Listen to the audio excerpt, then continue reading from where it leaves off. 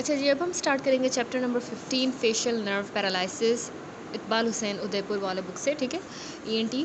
तो ये चैप्टर हमने पहले ही ढींगरा बुक से कंप्लीट किया। ये बहुत ही इंपॉर्टेंट चैप्टर है, तो एक बार आप जाके वो वीडियोस ढींगरा की देख लें तो और ज़्यादा इजी हो जाएगा। अब क्योंकि ये बहुत इंपॉर्टेंट चैप्टर है तो दोनों बुक्स से कवर करना ज़रूरी है, ठीक है।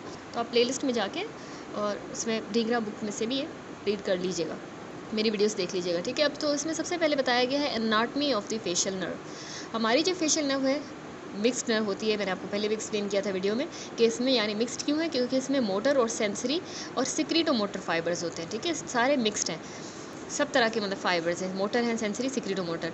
अब जिस जो मोटर न्यूक्लियस होता है हमारी फेशियल नर्व का, वो पोन्स में लाया कर रहा होता है, ठीक है।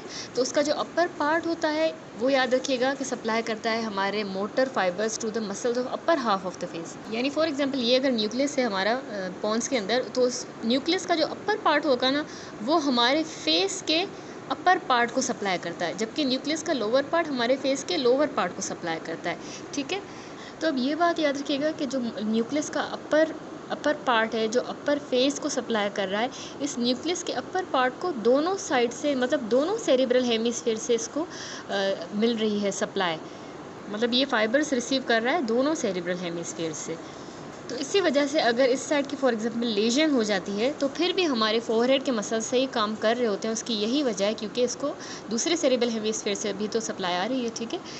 अब इसके अलावा कह रहा है कि सिक्रीटो मोटर फाइबर जो है, सिक्रीटो मोटर सप्लाई हमारे फेशियल नर्व को वो होती है लैक्रिमल, सब मैंडिबुलर और सब लिंगुअल ग्लैंड्स को, और to the mucus gland of the nose and palate, ठीक है। इन सबको ये सिक्रीटरी फाइबर्स देती है, फेशियल नर्व इसमें आते हैं, ठीक है।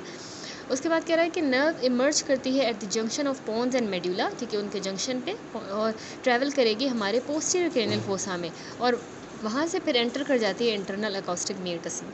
अच्छा, तो अब इस फिगर में ही देख लें कि ये पोन्स और मेडुला के जंक्शन से निकली नर्व, ठीक है। अब जो पहला हिस्सा जो यहाँ पे आई है ना, ये वाला एरिया होता है हमारा पोस्टीरियर क्रेनियल फोसा। उसके बाद यहाँ पे ये एंटर कर गई हमारे इंटरनल अकॉस्टिक म्यूकस में, ठीक है। अब ये जो पूरा जो होल कोर्स होता है ना हमारी इस नर्व का, इस पूरे को हमने डिवाइड कर दिया है 3 हिस्सों में। एक इसका इंट्रा क्रेनियल पोर्शन, फिर इंट्रा टेम्पोरल पोर्शन, और फिर एक्स्ट्रा क्रेनियल पोर्शन, ठीक है, या पार्ट। तो अब सबसे पहले इसको डिवाइड करके हम पढ़ेंगे। सबसे पहला होता है हमारा intra cranial part. Intra cranial नाम से पता चल रहा है कि अंदर होगा क्रेनियम में। अब उस पार्ट में क्या आ जाता है, वो हिस्सा नर्व का जो इमर्ज कर रहा है हमारे ब्रेन स्टेम से till it enters into the internal acoustic meatus. जब तक के ब्रेन स्टेम से लेके और इंटरनल अकॉस्टिक म्यूकस तक चली नहीं जाती, वहाँ तक का पूरा इंट्रा क्रेनियल पार्ट है।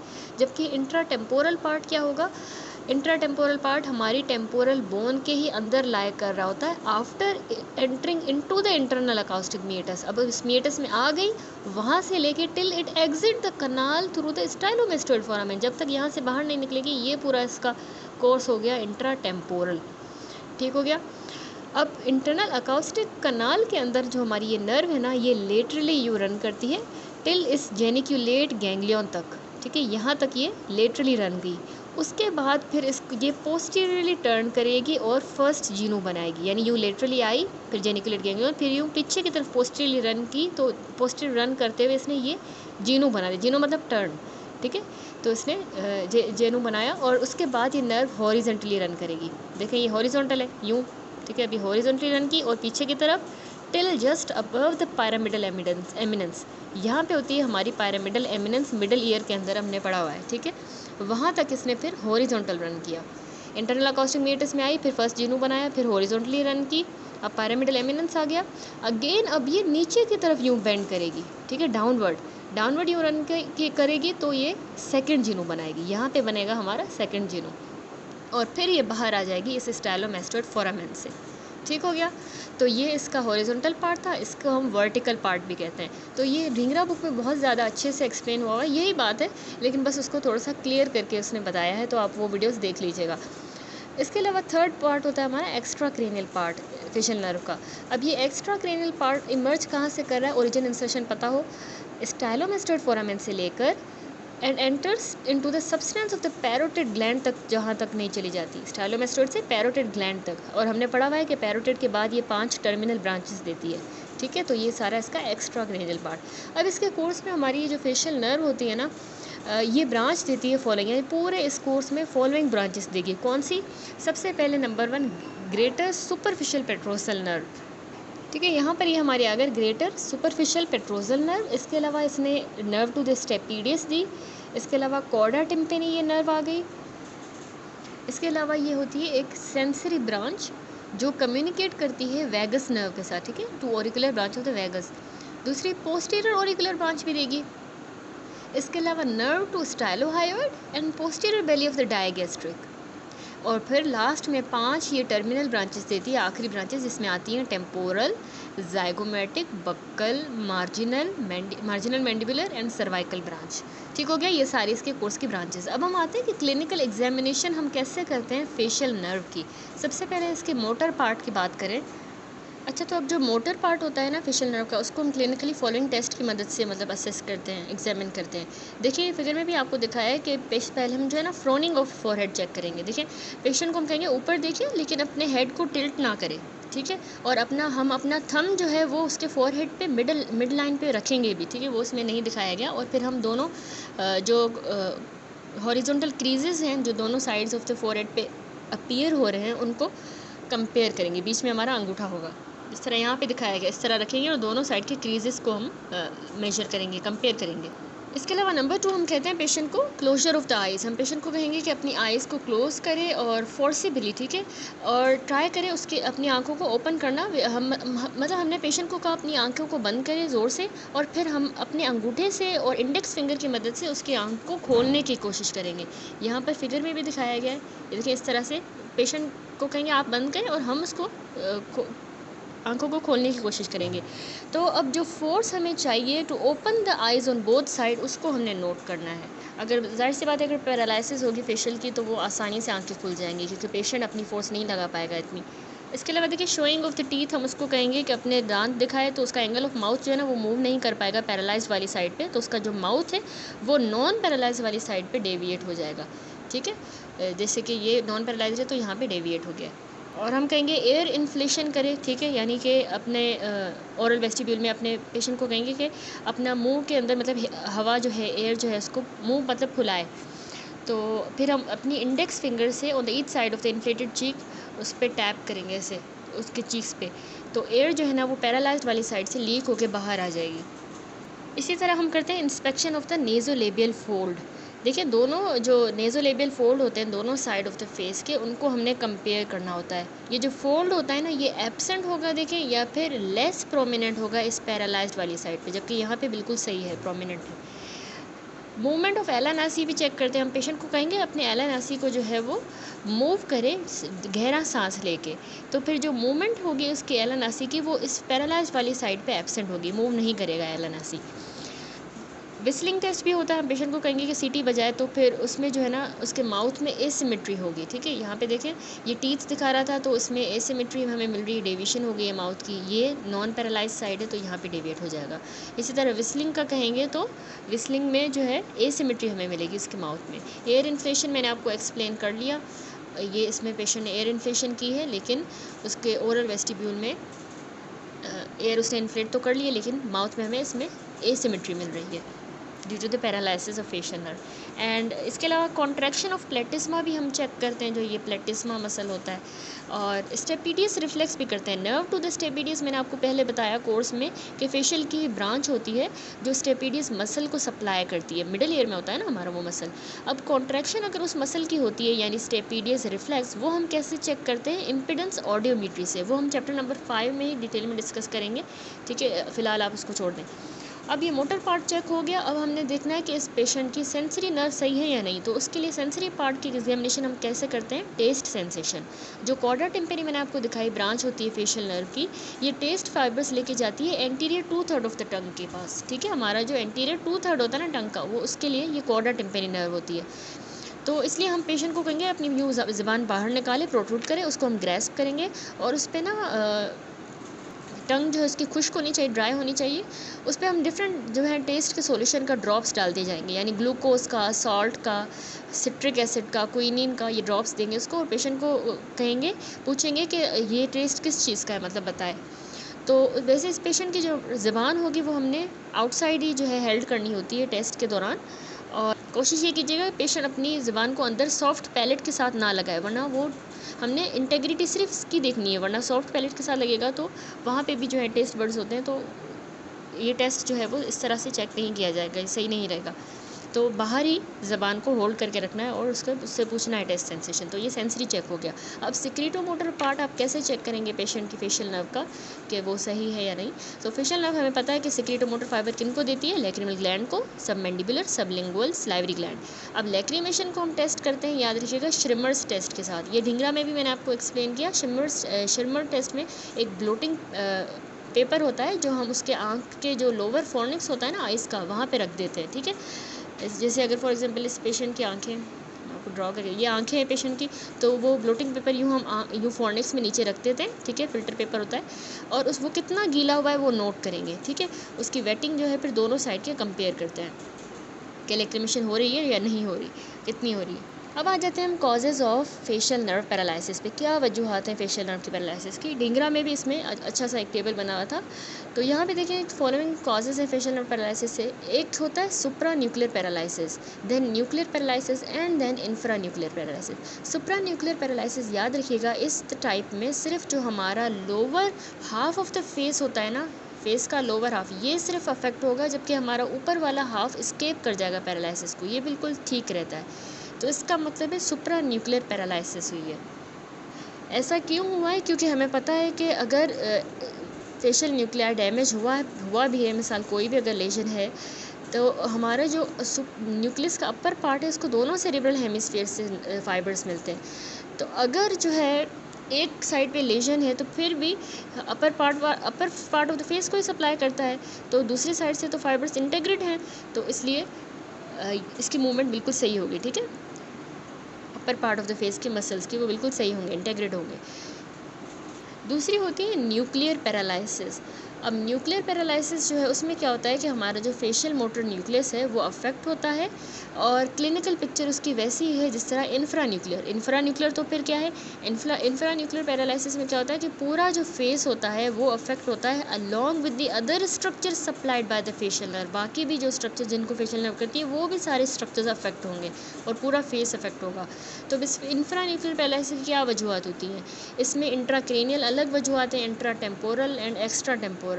इंट्राक्रेनियल आपने याद रखना है ब्रेन के अंदर, तो यानी उसमें कोई ब्रेन स्टेम का ट्यूमर हो सकता है, उसकी वजह बन सकता है, या सेरिबेलोपोंटाइन एंगल में कोई ट्यूमर है जैसे अकोस्टिक न्यूरोमा, प्राइमरी कोलेस्टिटोमा, मेनिंजोमा, ठीक है, या कोई वास्कुलर एक्सीडेंट हो गया है, हेमाटोमा वगैरह बन गया है, पोलियोमाइलाइटिस में और मल्टीपल स्क्लेरोसिस में, ये सारी अंदर हो रही है इंट्राक्रेनियल कॉम्प्लिकेशन।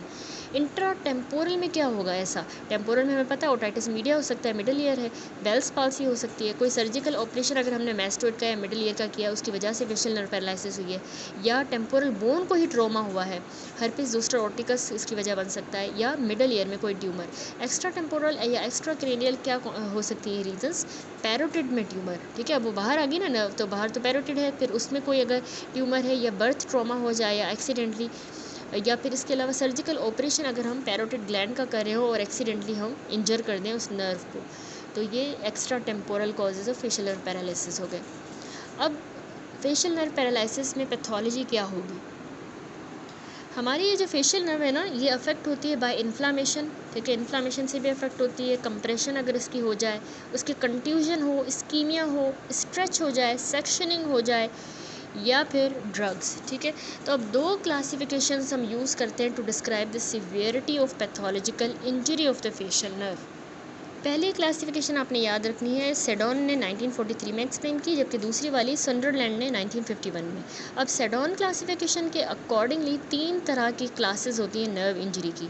एक होता है न्यूराप्रैक्सिया यानी class 1, then axonotmesis class 2 and third होता है न्यूरोटमेसिस क्लास 3। अब न्यूराप्रैक्सिया में होता क्या है, आप ये फिगर देखेंगे तो और ज़्यादा ईजी हो जाएगा, मैं आपको एक्सप्लेन करती हूँ। न्यूरोप्रैक्सिया जो है ना ये असल में एक फिजियोलॉजिकल ब्लॉक होता है, ठीक है, इसमें कोई भी हमें एनाटॉमिकल देखें डिसकंटिन्यूटी नहीं मिलती, बस फिजियोलॉजिक ब्लॉक है। तो ये टेम्पररी होता है और इसमें फुल रिकवरी पॉसिबल होती है, एक्सपेक्टेड होती है कि फुली रिकवर हो जाए। लेकिन axonotmesis with distal degeneration of axon दिखाया गया है यहाँ पे। तो इस एक्सोनटोमेसिस में क्या होता है, जो एक्सोन शीथ होती है ना, देखिए वो बिल्कुल इंटैक्ट है, बरकरार है, लेकिन एक्सोन अब खुद डिवाइड हो गया है। तो एक्सॉन्स जो इसके डिस्टल होंगे यानी नीचे होंगे इससे, वो डीजेनरेट कर जाएंगे। इसको हम कहते हैं डिस्टल डीजेनरेशन। अब जैसे ही एक्सोन शीथ, जैसा कि हमने देखा, इंटैक्ट है, बिल्कुल सही पड़ी हुई है, तो इसी वजह से मोस्ट ऑफ द फाइबर्स जो हैं वो रीजनरेट होना शुरू होंगे। अनफॉर्चुनेटली इसमें मसला ये होता है कि डिग्री ऑफ मिस मैचिंग हो सकती है, यानी ये वाली फाइबर इसमें चले जाएँ, ये वाले इसमें चले जाएँ, मिस मैचिंग। थर्ड होता है न्यूरोटोमेसिस। अब न्यूरोटोमेसिस यहाँ पे दिखाया गया जिसमें कम्प्लीटली सेक्शनिंग हो गई है नर्व की। तो इस तरह की लेशन में होता है क्या, पूरी की पूरी नर्व सेक्शन हो जाती है और डिस्टल वाला ये डीजेनरेशन हो जाएगी। Unless this type of lesion is accurately repaired the end result is poor. जब तक कि हम इसको सही से अगर रिपेयर ना करें तो वैसे इसका एंड रिजल्ट पुअर होता है। ठीक हो गया। अब थर्ड हमारी क्लासिफिकेशन होती है सुंदरलैंड के अकॉर्डिंग। तो सुंदरलैंड क्लासिफिकेशन के अकॉर्डिंग 5 तरह के, याद रखिएगा, डिग्री ऑफ नर्व इंजरी होती हैं। अच्छा जी, तो अब इसमें ना देखें, सुंदरलैंड क्लासिफिकेशन के अकॉर्डिंग 5 डिग्रीज़ होती हैं, ग्रेड्स होते हैं इसके नर्व इंजरी के। ये देखिए, पहला जो ग्रेड होता है उसमें आपने याद रखना है ये न्यूरोप्रेक्सिया की ही तरह होगा, यानी बस एक किस्म का फिजियोलॉजिकल ब्लॉक हो गया है, कोई एनाटॉमिकल डिसकंटिन्यूटी नहीं हुई और टेम्पररी होता है, ये फुली रिकवरी हो सकती है। दूसरा होता है ये सेकेंड डिग्री का, ये बिल्कुल एक्सोनोटोमेसिस की ही तरह है, सेकेंड डिग्री वाला। एक्सोनोटोमेसिस हमने पढ़ा था ना कि जिसमें एक्सोन जो है उसकी शीट्स तो बिल्कुल सही है, लेकिन एक्सोन खुद डिवाइड हो गया है और डिस्टल वाले की डीजेनरेशन हो जाती है। ठीक है, लेकिन रीजेनरेशन भी हो सकती है क्योंकि शीट अभी तक इंटैक्ट है। तो सेकंड वाला उसी की तरह है। तो यहाँ पे एक्सोन्स डिवाइड तो हुए हैं, लेकिन उनकी जो एंडोन्यूरियम है, ये देखिए इनको कवर करती है जो, वो बिल्कुल इंटैक्ट होगी। थर्ड डिग्री वाले में एक्सोन्स भी और जो एंडोन्यूरियम भी हैं ये भी डिवाइड होगी। यहाँ पे बहुत इंपॉर्टेंट पॉइंट है, याद रखिएगा, थर्ड में एंडोन्यूरियम भी डिवाइड हो जाती है, कट हो जाती है। एक्सोन तो हुआ है, एंडोन्यूरियम भी, लेकिन उसकी पेरीन्यूरियम देखें और उसकी वो बाहर वाली एपीन्यूरियम वो बिल्कुल सही पड़ी है, बस एंडोन्यूरियम तक हुआ है। फोर्थ डिग्री में अब क्या होगा कि एक्सोन, एंडोन्यूरियम और पेरीन्यूरियम भी डैमेज हो गया, ये अंदर वाला पेरीन्यूरियम भी डिस्ट्रॉय हुआ है। एंड देन होती है फिफ्थ डिग्री जिसमें एक्सोन, एंडोन्यूरियम, पेरीन्यूरियम एंड एपीन्यूरियम सारे जो है वो डीजेनरेट हो जाएंगे कंप्लीट। इसको हम कहते हैं ट्रांससेक्शन हो जाएगी नर्व की, अबव सारे स्ट्रक्चर्स, एपीन्यूरियम भी सब जो है वो इंजर होंगे। अच्छा, उसके बाद ना एक और होता है हाउस ब्रैकमैन क्लासिफिकेशन या फेशियल नर्व ग्रेडिंग सिस्टम। ये वाइडली हम यूज़ करते हैं ताकि हम कैरेक्टराइज कर सकें डिग्री ऑफ फेशियल पैरालिसिस कितनी हुई है, यानी कितनी डिग्री की हुई है। तो हम ये भी यूज़ करते हैं। ठीक है, इस स्केल में जो ग्रेड 1 होता है ना उसको हम असाइन करते हैं नॉर्मल, ठीक है, नॉर्मल फंक्शनिंग। और जो इसमें ग्रेड 6 होता है, इसमें हाउस ब्रैकमैन में 6 हैं, छठा वाला जो ग्रेड होगा वो रिप्रेजेंट करता है कि कंप्लीट पैरालिसिस हो गई है। अब इसमें जो इंटरमीडिएट वाले ग्रेड्स हैं ये वेरी करते हैं according to the function at rest with and with effort. ठीक है, रेस्ट पे और एफर्ट पे उस हिसाब से जो है बीच वाले ग्रेड्स होंगे। That's it.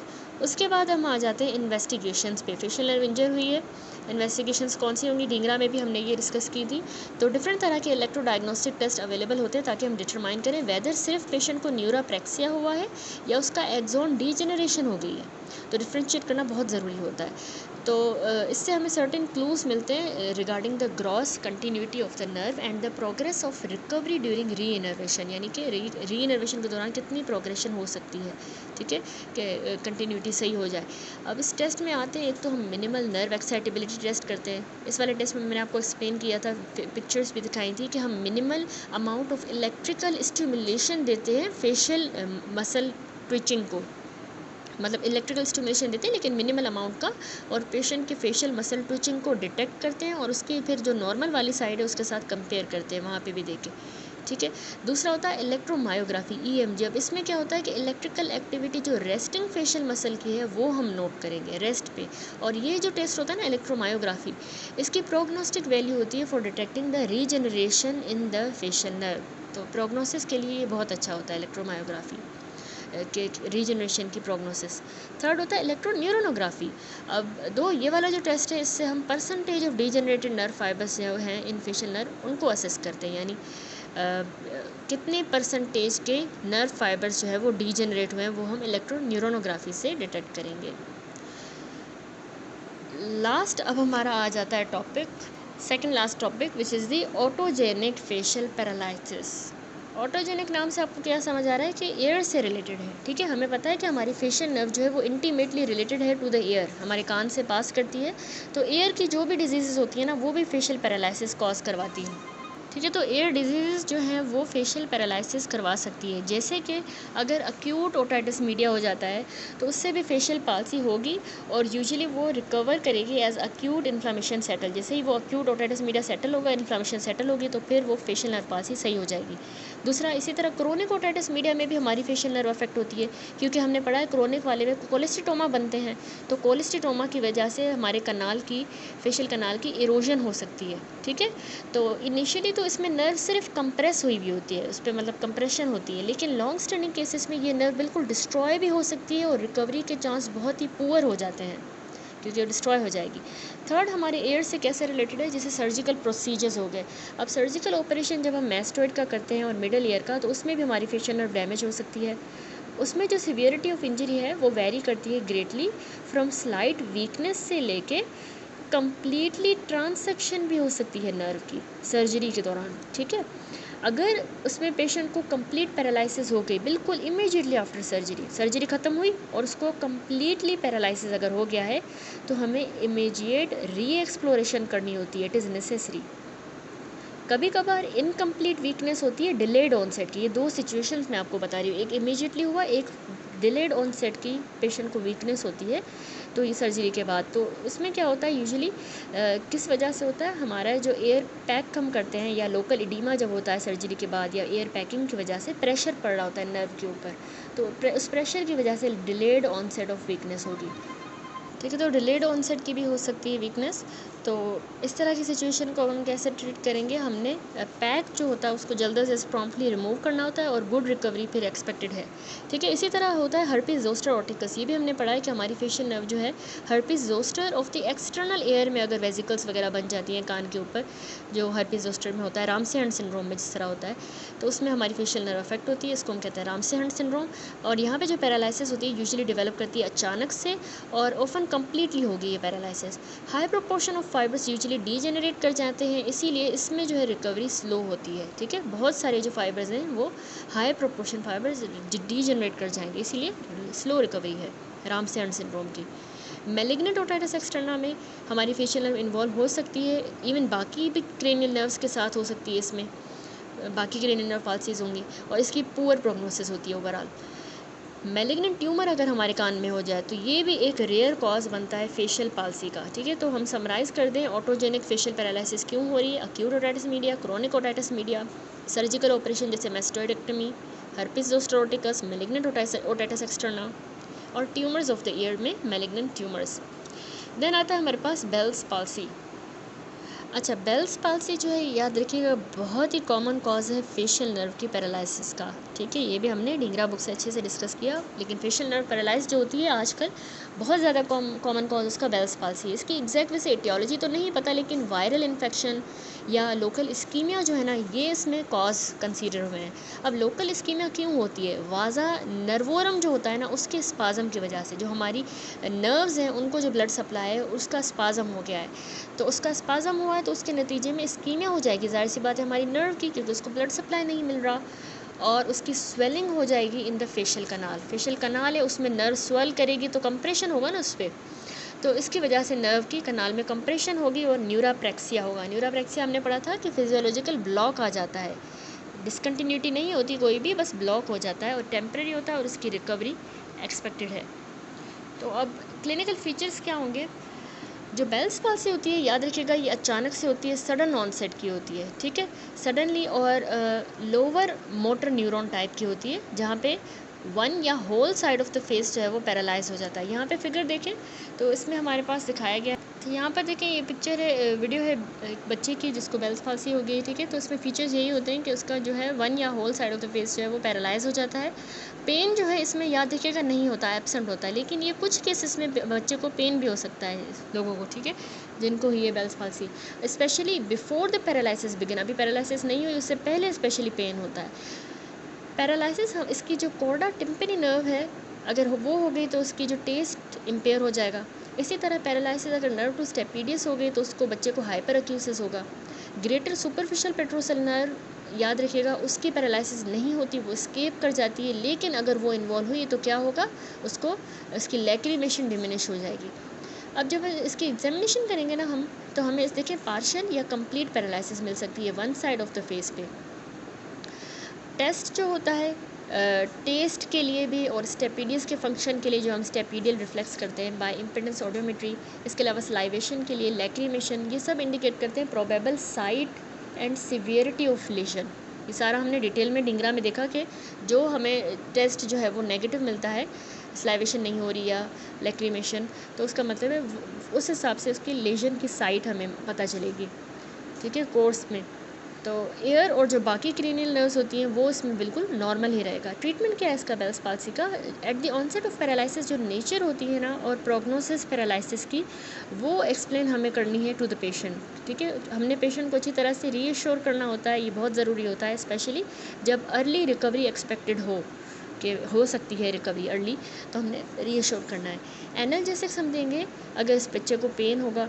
आई की जो केयर है वो हम करते हैं ताकि उसकी कॉर्नियल अब्रेजन्स ना हो, क्योंकि देखें आई क्लोजर जो है इसमें प्रॉपरली नहीं हो पाता, क्योंकि उसका ऑर्बिकुलरिस ओकुलर जो मसल है वो पैरालाइज हो गया है, तो उसका सही क्लोजर नहीं होगा, इसलिए हमने सही से उसको कॉर्नियल अब्रेजन से प्रिवेंट करने के लिए केयर देनी होगी। आर्टिफिशियल टीयर्स देंगे हम उसको, टॉपिकली एंटीबायोटिक ऑइंटमेंट भी देंगे, आई की कवरिंग करवाएंगे स्लीप के दौरान, और प्रोटेक्शन फ्रॉम द डस्ट और wind during the day is required. Self massage और फिजियोथेरेपी जो होती है ना फेशियल मसल्स की, ये भी रोज़ाना करवानी होगी ताकि मसल्स की एट्रोफी ना हो। ट्रीटमेंट बहुत इंपॉर्टेंट याद रखिएगा, हम फुल डोज स्टेरॉइड्स देते हैं, प्रेडनिसोलोन देते हैं 1 मिलीग्राम पर केजी पर डे, ठीक है, रोज़ाना, ताकि उसकी इन्फ्लामेशन रिड्यूस हो। और ये इफ़ेक्टिव हुआ है अगर हम इसको अर्ली स्टार्ट कर लेते हैं, यानी 7 से 10 दिनों तक। लेकिन इसका जो रोल है वो कंट्रोवर्शियल है अभी तक। इसी तरह सिस्टमिक एंटीवायरल भी हम दे सकते हैं, जैसे एसाइक्लोवर, ये भी इफेक्टिव हुआ है इस तरह की कंडीशन में। सर्जिकली हमें नर्व की डीकम्प्रेशन करनी होगी, ये रेयरली वैसे एडवाइस्ड है। इन द केसेस जो मतलब मेडिकल ट्रीटमेंट को रिस्पॉन्ड नहीं कर रहे या इनकम्प्लीट है, तो उसमें हमें फिर सर्जिकल डीकम्प्रेशन करनी होती है। तो ट्रीटमेंट याद रखिएगा, बेल्स पाल्सी में हम क्या दे रहे हैं, जनरल मेजरमेंट में हम रीअश्योरेंस कर रहे हैं, एनाल्जेसिस दे रहे हैं पेन के लिए, केयर ऑफ द आई में artificial tear, eye ointment and physiotherapy, steroids देंगे, एंटीवायरल और सर्जिकल डीकम्प्रेशन। नेक्स्ट अब हम आ जाते हैं इसके प्रोग्नोसिस पे। तो ओवरऑल जो बेल्स पाल्सी के प्रोग्नोसिस है वो याद रखिएगा अच्छी होती है, गुड होती है। कंप्लीट रिकवरी इसकी 2 से 4 हफ्तों में हो जाती है इनकम्प्लीट पैरालिसिस में, ठीक है। अब कंप्लीट अगर किसी को पैरालिसिस हो गई है तो वो फॉलो होगा by full recovery in most of the cases, यानी 2 से 4 हफ्तों में वो ठीक हो जाएगा अगर उसको इनकम्प्लीट पैरालिसिस हुई है। लेकिन अगर दूसरा पेशेंट है जिसको कंप्लीट पैरालिसिस हुई है तो उसमें भी रिकवरी हो जाती है मोस्ट केसेस में। अब 10 से 15% जो केसेस होते हैं उनमें रिकवरी डिले भी हो सकती है महीनों तक, और फाइनल रिकवरी जो है वो इम्परफेक्ट हो सकती है। That's it. अब समरी देखें चैप्टर के की पॉइंट्स। हमने देखा कि बिसाइड्स द बेल्स पाल्सी जो ऑटोजेनिक कॉज है, ये भी हमने पढ़ा कि बहुत ही common second most important cause बना है फेशियल नर्व के पैरालिसिस का। अब बहुत सी हमने ऑटोजेनिक डिजीजेस भी पढ़ी जो हमारी फेशियल नर्व को अफेक्ट करती हैं। इनमें कोलेस्टिट्रोमा और एयर की सर्जरी जो है ना, ये बहुत कॉमन कॉज है। अब बेल्स पाल्सी की इटियोलॉजी अभी तक कॉन्ट्रोवर्शियल है, लेकिन इसकी प्रोग्नोसिस अच्छी है। कोलेस्टिट्रोमा वाले केसेस में अगर मैनेजमेंट हमने देर से की, डिले कर ली, तो चांस जो है फेशियल नर्व की पैरालिसिस का और रिकवरी का वो पुअर होता है, तो हमने देर नहीं करनी मैनेजमेंट में। कंजेनाइटल एनॉमली फेशियल नर्व की जो है वो इंक्रीज़ कर देती है chance of damage during the middle ear surgery, ठीक है। वेरिएंट्स होते हैं कुछ इसके फेशियल नर्व के, तो एनॉमली ही होती है एक किस्म की कंजेनाइटल एनॉमली, तो उसकी अगर हम फिर सर्जरी करें मिडल ईयर में तो कोर्स वगैरह जो है फेशियल नर्व का चेंज होता है, जिनको कंजेनाइटल एनॉमली होती है तो डैमेज हो सकती है। अब डिफ़िकल्ट वर्ड्स हैं हाइपर एक्यूसिस, ये क्या होता है, ऑडिटरी हाइपर एस्थीसिया होता है, या abnormally increase in the sense of hearing, उसको हम कहते हैं, ठीक है, बहुत ज़्यादा सुनाई देना, एबनॉर्मली इंक्रीज़। तो ये क्यों होता है, जब स्टेपीज़ नर्व टू स्टेपीज़ जो है उसकी लेशन हो जाए और स्टेपीडियस मसल काम ना कर पाए तो स्टेपीज़ हाइपर मोबाइल होगी और हाइपर एक्यूसिस होगा। अब हम BCQs देख लेते हैं। सबसे पहले पूछा गया what is the nature of facial nerve, तो इसका आंसर है मिक्स्ड मोटर, यानी मिक्स्ड मोटर भी है, सेंसरी भी है और सिक्रीट्रो मोटर भी, तीनों, तभी हम इसको मिक्स्ड कहते हैं, ठीक है। Where is the location of motor nucleus of the facial nerve, ये कहाँ पे लोकेटेड होता है, तो इसका आंसर है हमारे पास जो पोन्स के अंदर हमने पढ़ा था कि फेशियल न्यूक्लियस भी हम इसको कहते हैं, ये पोन्स में लोकेटेड होता है। 30 साल की लेडी थी, वो डायग्नोज हुई बेल्स पाल्सी से और उसको राइट साइड पे थी। तो क्या होगी site of the muscle paralysis of the face in this patient, face में कौन सी साइड पे होगी? तो याद रखिएगा उसका इंटायर जो राइट साइड होगा ना फेस का, वो उसका अफेक्ट होगा, ठीक है, क्योंकि बेल्स पाल्सी जो है वो लेजन उसकी कनाल में ही होती है, इस वजह से उसी साइड के जो है फेस को अफेक्ट करेगा। फिर है विच of the following air disease most commonly associated होती है ऑटोजेनिक फेशियल पैरालिसिस के साथ? तो इसका आंसर है कोलेस्टिटोमा। इसमें बहुत इंपॉर्टेंट ये वजह थी फेशियल पैरालिसिस की, cholesteatoma. Which of the following is the first branch of facial nerve? पहली ब्रांच कौन सी होती है? ग्रेटर सुपरफिशियल पेट्रोजल, अभी मैंने आपको पढ़ाया। From which of the following foramen से फेशियल नर्व इमर्ज करेगी फ्रॉम द क्रेनियम? स्टाइलोमेस्टोइड फोरामेन से निकलती है ना लास्ट में, फिर 5 ब्रांचेस आगे देती है, टर्मिनल ब्रांचेस, और 2 भी देती है, डायगेस्ट्रिक और स्टाइलोहाइड को। Then a 35-year-old male patient came in with the right-sided facial nerve paralysis. Which of the following test will be helpful to find out the involvement of nerve to stapedius? तो हम कौन सा test करेंगे? तो इसमें है impedance audiometry. मैंने आपको एक्सप्लेन भी किया कि इसके लिए हम इम्पिडेंस ऑडियोमेट्री करते हैं स्टेपिडियस रिफ्लेक्स के लिए। Which part of the tongue is supplied by the chorda tympany? हमारी कॉर्डा टिम्पनी जो है वो एंटीरियर 2/3 ऑफ द टंग को करती है। 40 साल का मैन आया फेशियल नर्व पैरालिसिस के साथ, जहाँ पे बताएं कहाँ पे जो है अपर half of the face head, sorry मतलब इसमें पूछा जा रहा है कि इसका अपर हाफ ऑफ द फेस था जो वो स्केप कर गया पैरालिसिस को। तो इसमें most likely site of pathology इस पेशेंट में क्या है? The answer is supra nuclear, क्योंकि हमने पढ़ा कि सुप्रा न्यूक्लियर को दोनों हेमिस्फीयर से फाइबर मिलते हैं। तो अगर यहाँ पे भी लेशन हुई है इस साइड की, तो यहाँ पे तो इंटैक्ट है ना, तभी भी इसी वजह से जो फोरहेड वगैरह के मसल्स जो फेस के ऊपर वाले हैं वो हमेशा सही होते हैं सुप्रा न्यूक्लियर लेशंस में। देन है what is the most common cause of facial nerve paralysis? सबसे मोस्ट कॉमन अभी हमने पढ़ा कि बेल्स पाल्सी होता है फेशियल नर्व की पैरालिसिस का कॉज। That's it. इंशाल्लाह अगली वीडियो में हम डिस्कस करेंगे चैप्टर 16 ऑडिटरी रिहेबिलिटेशन।